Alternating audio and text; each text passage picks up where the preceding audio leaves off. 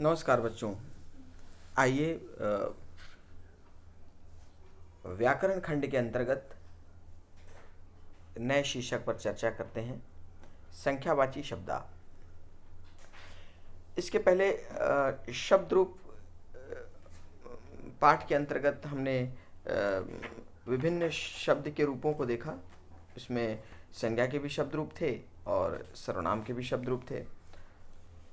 इसके साथ साथ जो संख्याएं होती हैं, संख्याओं का भी शब्द रूप होता है। संख्याएं भी अपने विशिष्ट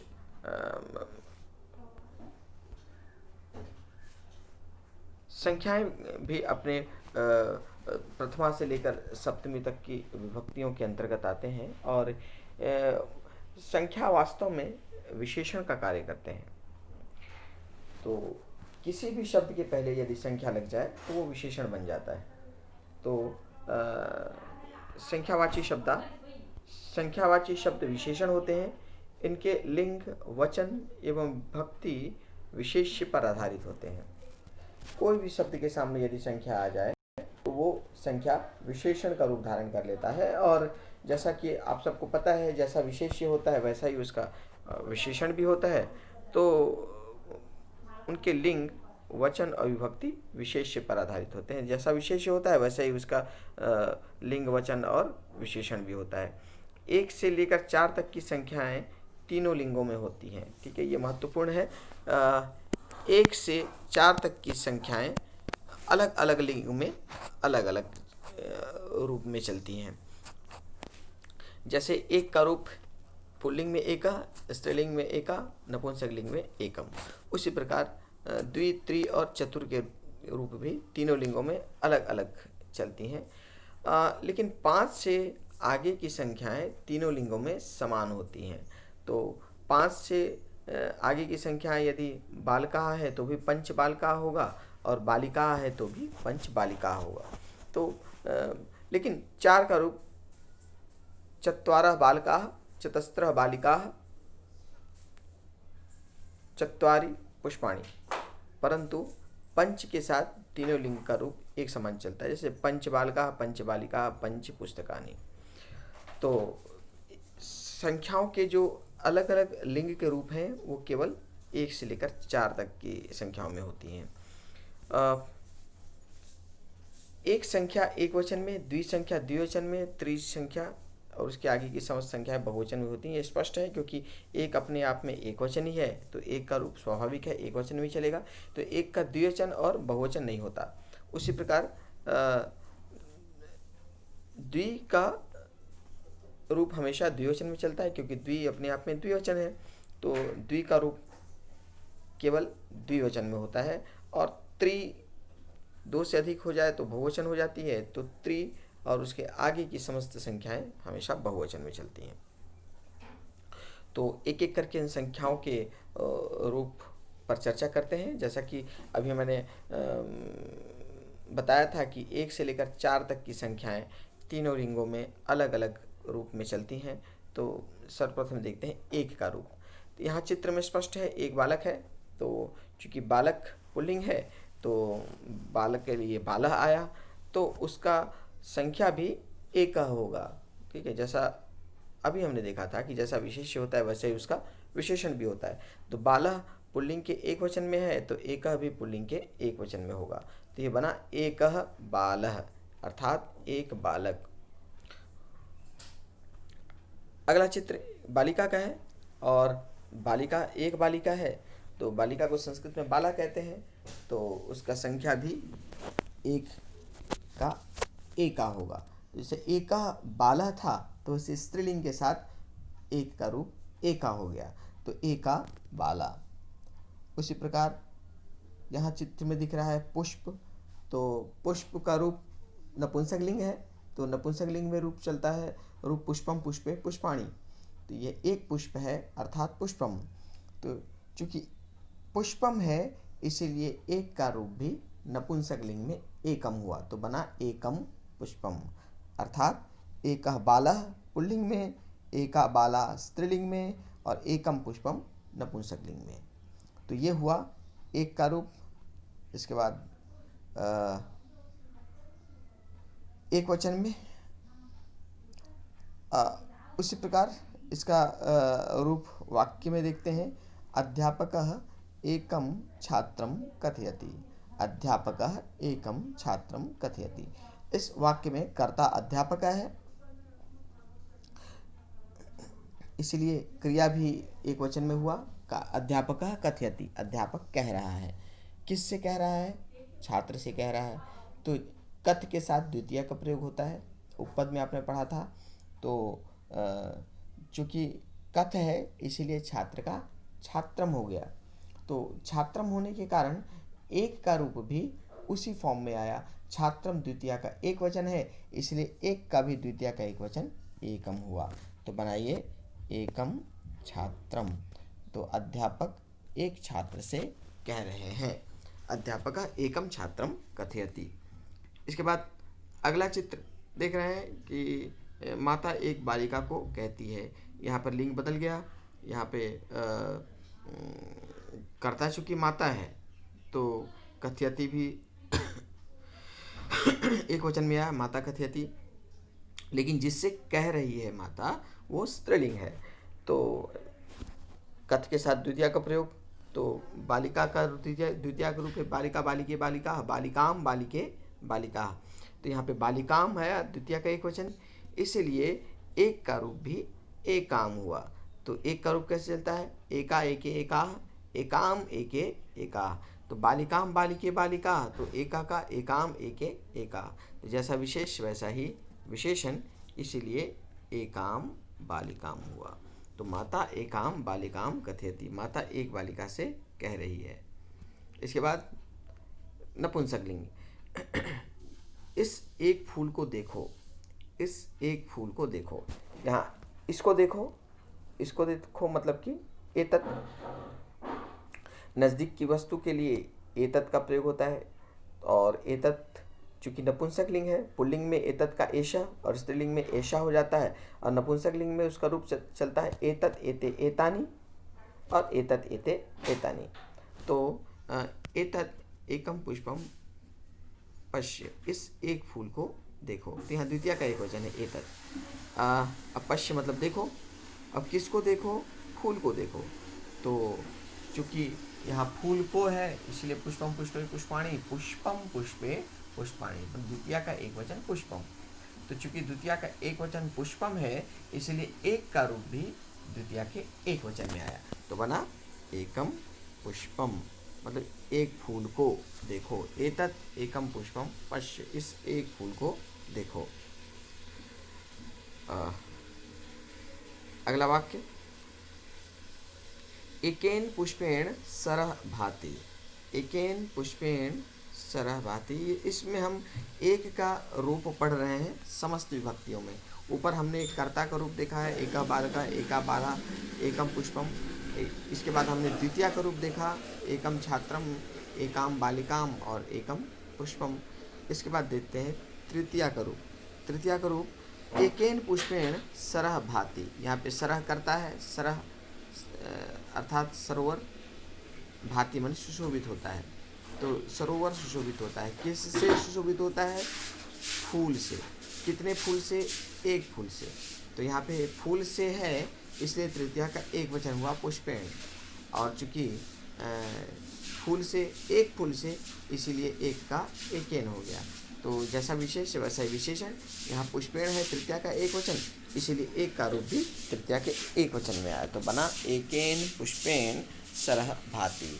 एक पुष्प से, एक फूल से सरोवर सुशोभित होता है। तो ये तो हुआ एकेन पुष्पेण। इसके बाद एक कली से सरोवर सुशोभित होता है। तो सरह भाति वैसे ही है, सरह भाति सुशोभित होता है। यहाँ पे पुष्प था नपुंसकलिंग में और यहाँ आ गया स्त्रीलिंग। तो स्त्रीलिंग कलिका। तो कलिका का रूप है स्त्रीलिंग तृतीया में। कलिका, कलिके, कलिका, कलिकाम, कलिके, कलिका, कलिकया, कलिकाभ्याम, कलिका भी, लतया, लताभ्याम, लता भी। वैसे ही कलिकया, कलिकाभ्याम, कलिका भी। तो कलिकया माने कलिका से। चूँकि कलिकया है अर्थात तृतीया का एक वचन है, इसलिए एक का रूप भी तृतीया के एक वचन स्त्रीलिंग में हुआ एकया। तो एकया एकया एकाभ्याम एकाभी तो होगा नहीं, क्योंकि एक का रूप तो हमेशा एक वचन में ही चलता है।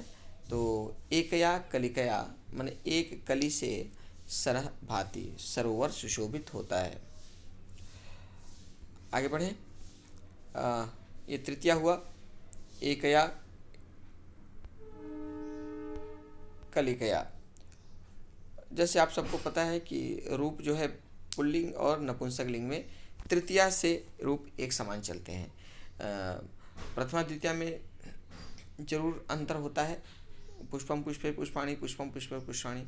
अब बालः बालो बाला, बालाम बालो, बालम बालो बाला, बालम बालम बालो, बालः बालो बाला, बालम बालो बालान। लेकिन तृतीया से रूप पुष्पेण पुष्पे पुष्पेण पुष्पाभ्याम पुष्पेण पुष्पाभ्याम पुष्पैः, वैसे ही बालेन बालाभ्याम बालैः। तो पुल्लिंग और नपुंसकलिंग का रूप समान हो जाता है। इसलिए यहाँ पे केवल एक रूप दिया हुआ है, वो नपुंसकलिंग में था, तो उसको आप पुल्लिंग भी मानकर चल सकते हैं कि उसका रूप भी ऐसे ही होगा। आगे बढ़ते हैं। चतुर्थी विभक्ति। एक फूल के लिए माली क्या क्या करता है। एक फूल के लिए माली क्या क्या करता है। तो करता यहाँ पे मालाकार है, मालिकार करता है मतलब करोति, मालाकार करोति। तो माला क्या क्या करता है, तो किम किम, तो मालाकार किम किम करोति। अब किसके लिए, फूल के लिए। तो फूल का रूप चतुर्थी के एक वचन में पुष्पाय पुष्पाभ्याम पुष्पेभ्य, तो पुष्पाय। लेकिन एक का रूप चतुर्थी में एकस्मय होता है, ठीक है। तो पुष्प का रूप पुष्पाय चतुर्थी और एक का रूप एकस्मय चतुर्थी, इसलिए आया एकस्मय पुष्पाय मालाकारा किम किम करोति। एक फूल के लिए माली क्या क्या करता है। आइए अब स्त्रीलिंग देखें। एक कली के लिए माली क्या क्या करता है। यह पुष्प तो नपुंसकलिंग था, यहाँ कली है स्त्रीलिंग। कली को संस्कृत में कलिका कहते हैं। तो कलिका की चतुर्थी कलिकाय, जो लता का लताय है उसे कलिका का कलिकाय। लेकिन एक का रूप पुल्लिंग में एकस्मय होता है और स्त्रीलिंग में एकस्य। तो एकस्य कलिकाय वाक्य वैसे ही है। वहाँ पे एकस्मय पुष्पाय, यहाँ पे एकस्य कलिकाय। तो एकस्य कलिकाय मालाकारा किम किम करोति। एक कली के लिए माली क्या क्या करता है। अब आगे बढ़े। अगली विभक्ति। एक फूल से, यहाँ पे चतुर्थी थी, अब आते हैं पंचमी की ओर। एक फूल से ही अनेक फूल उत्पन्न होते हैं। एक फूल से ही अनेक फूल, किसी से कोई वस्तु निकलती है तो उसके लिए पंचमी का प्रयोग होता है। ये आप लोग पढ़ चुके हैं उपपद विभक्ति में। तो वाक्य है एक फूल से ही अनेक फूल उत्पन्न होते हैं। तो कर्ता इसमें क्या है, फूल पुष्पाणि, और उसके साथ क्रिया होगा उद्भवंती, पुष्पाणि उद्भवंती, फूल उत्पन्न होते हैं। तो कर्ता जैसा है वैसी उसकी क्रिया। पुष्पाणि नपुंसकलिंग के बहुवचन में, इसलिए उद्भवंती भी नपुंसकलिंग के बहुवचन में, पुष्पाणि उद्भवंती। अब वाक्य है पुष्पाणि फूल, मतलब कितने फूल, अनेक फूल। तो जैसा विशेष वैसा विशेषण। तो यहाँ पे पुष्पाणि है कर्ता में, इसलिए अनेक का भी कर्ता एक वचन हुआ। अनेक, जैसे पुष्पाणि नपुंसकलिंग बहुवचन करता हुआ, वैसे ही अनेक का बहुवचन करता अनेकानि। विशेष्य जैसा है वैसा ही विशेषण। तो अनेकानि पुष्पाणि, अनेक फूल बहुवचन है इसलिए उद्भवंती, अनेकानि पुष्पाणि उद्भवंती। अब देखते हैं आगे। पंचमी है ये फूल से। अब फूल से कितने फूल से, एक फूल से। तो पुष्प का पंचमी हो गया पुष्पात, और एक का रूप पंचमी में होता है एकस्मात्। तो ये हो गया एकस्मात् पुष्पात् एव, एकस्मात् पुष्पात् एव अनेकानि पुष्पाणि उद्भवन्ति। एक फूल से ही अनेक फूल उत्पन्न होते हैं। तो यहाँ पे पंचमी का प्रयोग हुआ। अब देखते हैं इसी को स्त्रीलिंग में। एक कली से अनेक कलियाँ उत्पन्न होती हैं। तो यहाँ पे कर्ता जैसे यहाँ पे इसके वाक्य में अनेकानि पुष्पाणि था, वैसे ही यहाँ पे कर्ता भी कलिका है तो अनेका हो गया। तो कलिका कलिके कलिका है तो अनेका का अनेका, अनेकाह कलिका, अनेक कलिका। जायंती उत्पन्न होते हैं, ठीक। उद्भवंती का भी वही रूप है और जयंती का भी वही अर्थ होता है। तो अनेकाह कलिका जायन्ते, अनेक कलियाँ उत्पन्न होती हैं। अब यहाँ पे पंचमी का रूप एक कली से, तो कली अर्थात कलिका, कलिका की पंचमी है कलिकायाः, कलिकायाः कलिकाभ्याम कलिकाभ्यः। तो ये कलिकायाः है इसलिए एक का हो गया एकस्याः, तो हुआ रूप एकस्याः कलिकायाः अनेकाः कलिकाः जायन्ते। एकस्याः कलिकायाः, एक कली से अनेक कलियाँ उत्पन्न होती हैं। एकस्याः कलिकायाः। तो ये थी पंचमी विभक्ति। अब आगे बढ़ते हैं षष्ठी विभक्ति की ओर। षष्ठी विभक्ति का रूप एक फूल की सुंदरता मोहित करती है। तो कर्ता यहाँ पे क्या है? मोहित करती है। कौन करती है मोहित? सुंदरता मोहित करती है। तो यहाँ पे कर्ता हुआ सुंदरता। सुंदरता सबको मोहित करती है, तो सर्वम माने सबको मोहित करती है। मुह्यति, सुंदरता एक वचन है इसलिए मुह्यति भी एक वचन हुआ। तो सुंदरता सर्वम मुह्यति, सुंदरता सबको मोहित करती है। अब किसकी सुंदरता? फूल की सुंदरता। तो फूल की है इसीलिए पुष्पस्य हुआ। अब पुष्पस्य में भी है संख्या फूल की। किसकी? फूल की। कितने फूल की? एक फूल की। तो पुष्पस्य चूँकि षष्ठी का एक वचन है इसलिए एकस्य भी षष्ठी के एक वचन में हुआ। तो रूप हुआ एकस्य पुष्पस्य सुंदरता सर्वम मुह्यति, एक फूल की सुंदरता सबको मोहित करती है। तो ये था नपुंसकलिंग का रूप। अब देखते हैं स्त्रीलिंग में। स्त्रीलिंग में रूप है एक कली की सौंदर्य सबको मोहित करता है। रूप वैसे ही सुंदरता या सौंदर्य एक ही है। एकस्याः कलिकायाः। अब यहाँ पे पंचमी का रूप पुष्पस्य था, नपुंसकलिंग में पुष्पस्य था, लेकिन स्त्रीलिंग में उसका रूप चलता है कलिकायाः। तो लतायाः लतायाः लतयोः लता नाम, तो कलिकायाः कलिकयोः कलिका नाम। तो कलिकायाः है इसीलिए एक का रूप हो गया एकस्याः। तो एकस्याः कलिकायाः सौंदर्यम सर्वम मुह्यति, एक कली का सौंदर्य सबको मोहित करता है। तो ये रूप हुआ एकस्याः कलिकायाः षष्ठी का एक वचन। अब आगे बढ़ते हैं सप्तमी।